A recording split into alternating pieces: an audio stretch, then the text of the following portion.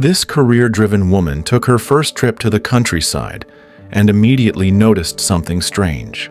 The names of the local shops were strikingly similar to those of her assistant standing beside her.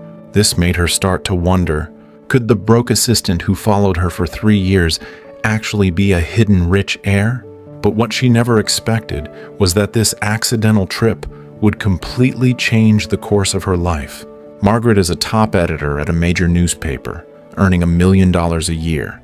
Her status in the company is unmatched, just one step below the CEO. But because of her cold, domineering attitude, employees secretly call her the witch. Andrew, on the other hand, is just an ordinary assistant. Every day he runs around non-stop just to keep up with work. He has to follow Margaret like a shadow, and even wakes up at dawn to search 10 different streets for her favorite coffee. If he brings the wrong one, Margaret will immediately make him work overtime to make up for it. And this is how Andrew has worked with her for 3 long years. During these years, he barely had any time off. I need you around this weekend to help review his files and his manuscripts. This weekend? You have a problem with that? No, I just my grandmother's 90th birthday, so I was going to go home, and it's fine. I'll cancel it. It's... Margaret is very satisfied with her always-on-call assistant. But as a senior executive, she has to treat everyone equally. Even the deputy editor isn't immune. When he made a mistake, Margaret showed no mercy. She declared that Bob had a poor work ethic and fired him on the spot. Before Bob could even react, Margaret had already walked away with her head held high. Her arrogance hit a nerve. Bob stormed out in a rage, shouting down the hall. He cursed her heart of stone and said she'd be abandoned by love, but Margaret calmly responded. Listen carefully, Bob. I didn't fire you because I feel threatened. No, I fired you because you're lazy, entitled, incompetent, and you spend more time cheating on your wife than you do in your office.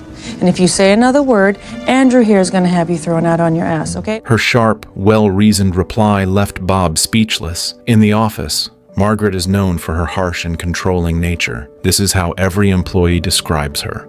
Her strict style is hard for others to accept, but because her work is flawless, the boss always turns a blind eye. But this time, Margaret made a serious mistake. So buried in work, she forgot to renew her visa. Now it had expired, and the immigration department decided to deport her. To Margaret, this was a total shock. Even worse, the board decided that once she was deported, her position would go to the man she just fired, Bob. Editor-in-chief, he's the only person in the building who has enough experience. You cannot be serious. I beg of Margaret, you. I beg. we are desperate to have you stay. At this exact moment, Andrew unexpectedly walked into the office. Looking at him, Margaret came up with a bold idea.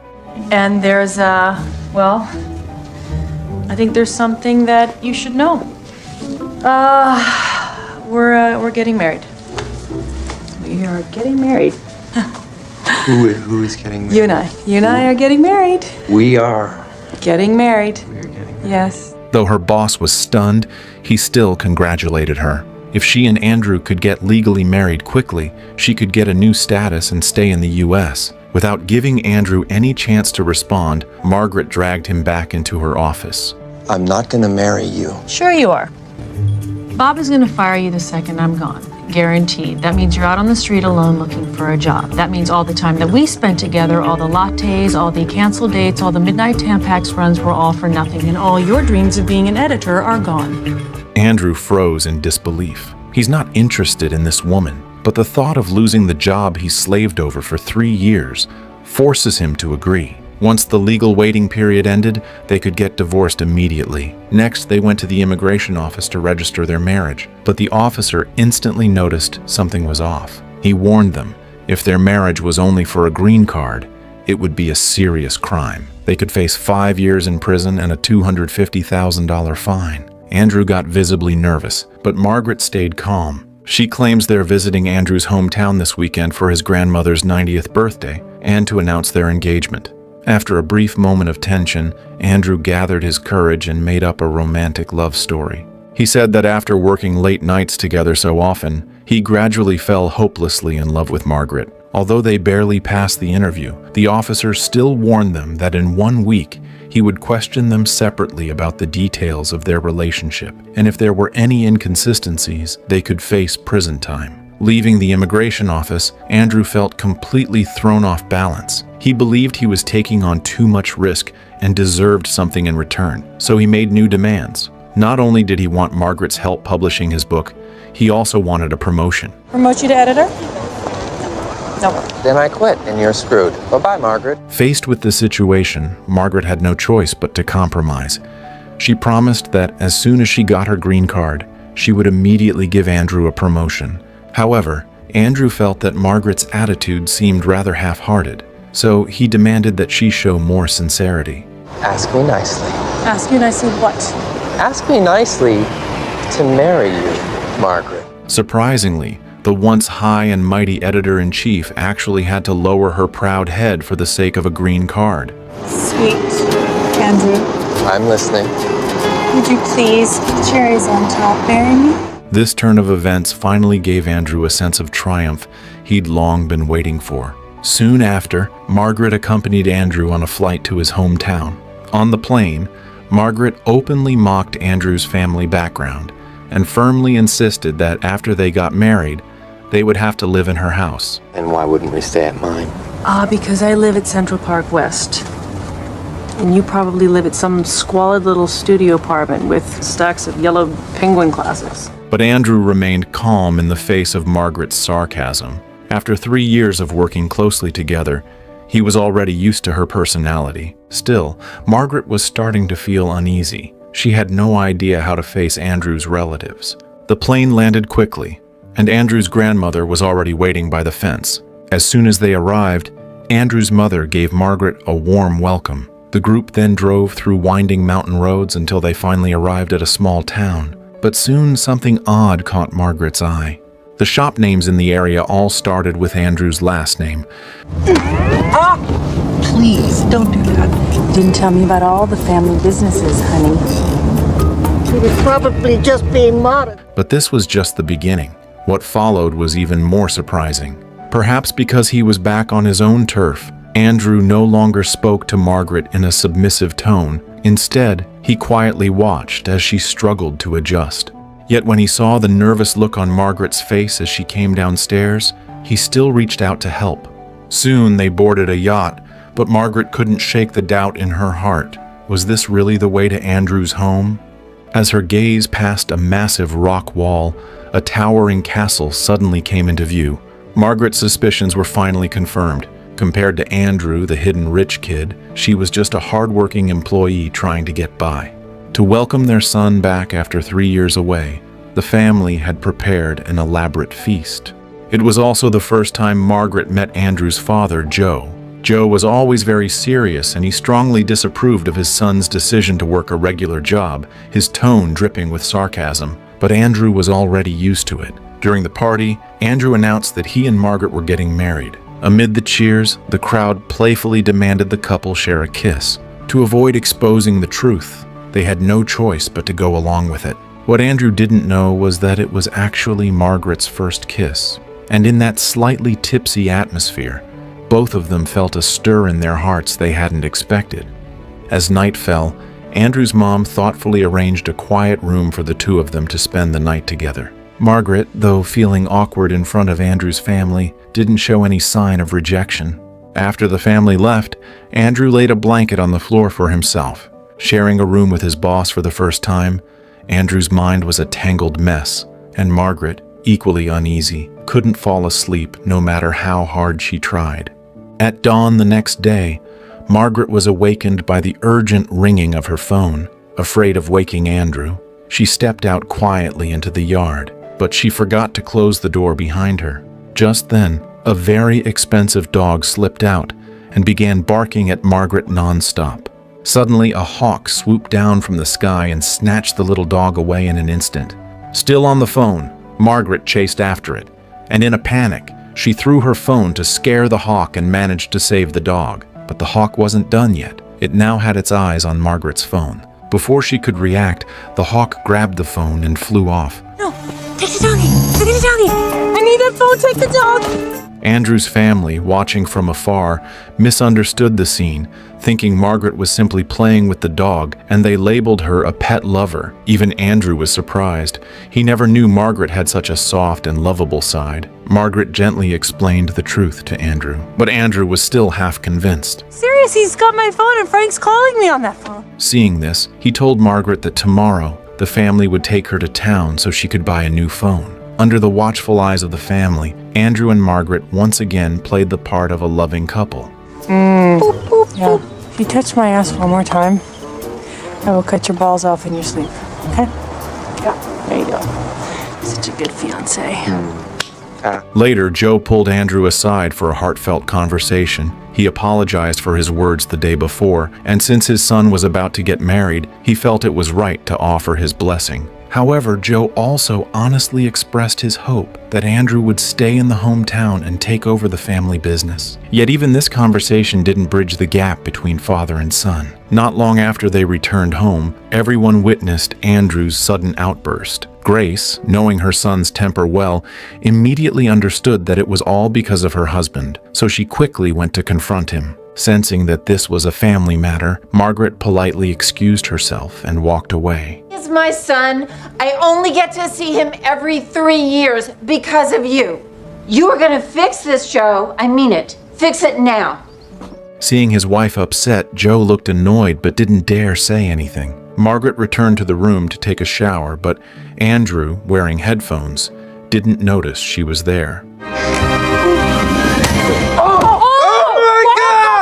Living under the same roof, these little awkward moments were bound to happen. As night fell, the lingering awkwardness still hung in the air, but something had quietly changed between them. The distance and tension that once defined their relationship had slowly been replaced by a deeper kind of kindness. Margaret slowly shed her tough exterior and revealed the softest, most genuine part of herself. She confided in Andrew about her love for light-hearted variety shows, her obsession with overly dramatic romance novels, and even brought up their first kiss.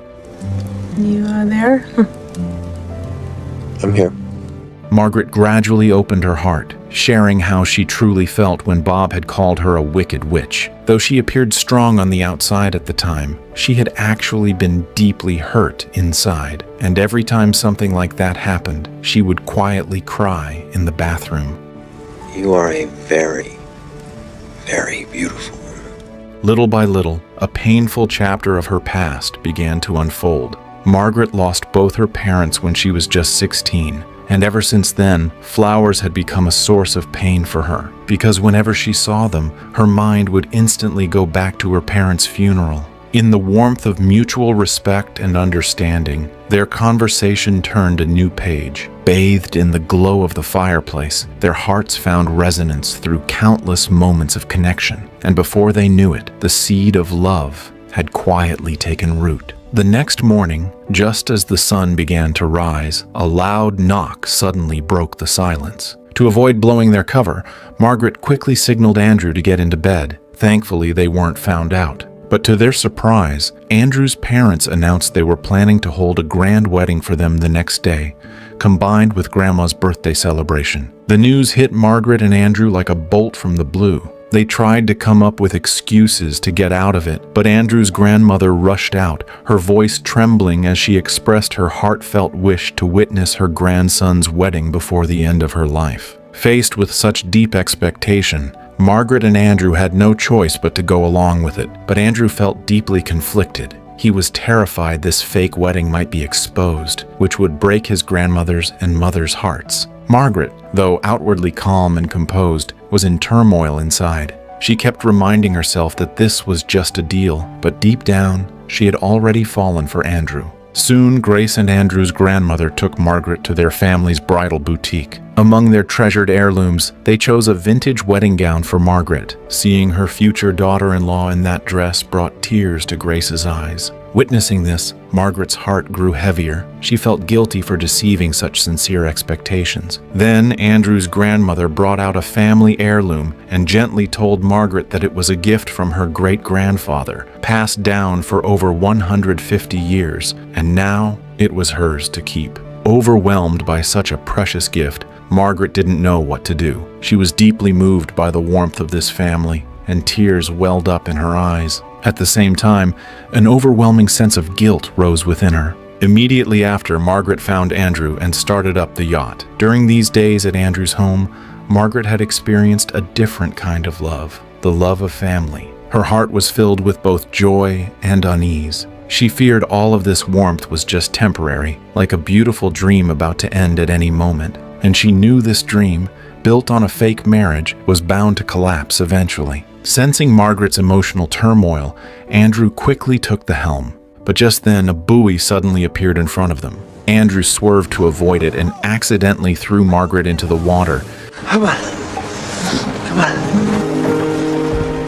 They rushed back home in a panic. Before they could catch their breath, Margaret's father called them into the warehouse. It turned out that Mr. Gilbertson from immigration had tracked them down and told Joe about Margaret and Andrew's fake marriage. In front of Joe, Mr. Gilbertson demanded the truth from Andrew, promising leniency if he confessed. But without hesitation, Andrew chose to stand by Margaret. I've been working for Margaret Tate for 3 years. 6 months ago, we started dating. We fell in love. I asked her to marry me. She said yes. I'll see you at the wedding. Surrounded by flowers and applause, Andrew and Margaret went ahead with the wedding as planned. Margaret walked slowly into the wedding hall, arm in arm with Grandma. But just as the officiant began the ceremony, Margaret interrupted. But I do have something I need to say. Margaret. Can it wait till after? In front of all the guests, Margaret bravely opened up about her past, and even more bravely admitted the marriage was a lie. She took full responsibility. You have a beautiful family. Don't let this come between you. This was my fault. I'm sorry. The guests fell completely silent. The entire hall was frozen in shock. The only one smiling was Mr. Gilbertson. At that moment, Andrew felt a strange emptiness and loss. Over these past few days, he had seen the softness and vulnerability behind Margaret's strong exterior, and today, he saw her courage and sincerity with his own eyes. That's when he finally realized he had truly fallen in love with her. He didn't want her to face the consequences alone, so he ran after her without hesitation. However, his father firmly blocked Andrew's way, and just then, Andrew's grandmother suddenly had a heart attack. Everyone rushed to get her on a helicopter. Amid all the chaos, Grandma suddenly pulled off her oxygen mask. I'm feeling much better, Sonny. No need to take us to the hospital. Take us to the airport. But it was too late. Margaret had already boarded the flight back to New York. To make up for his mistake, Joe quickly mobilized his resources and arranged a private plane. As Margaret was packing her things, Andrew arrived at the New York office and came to her side. 3 days ago, I loathed you.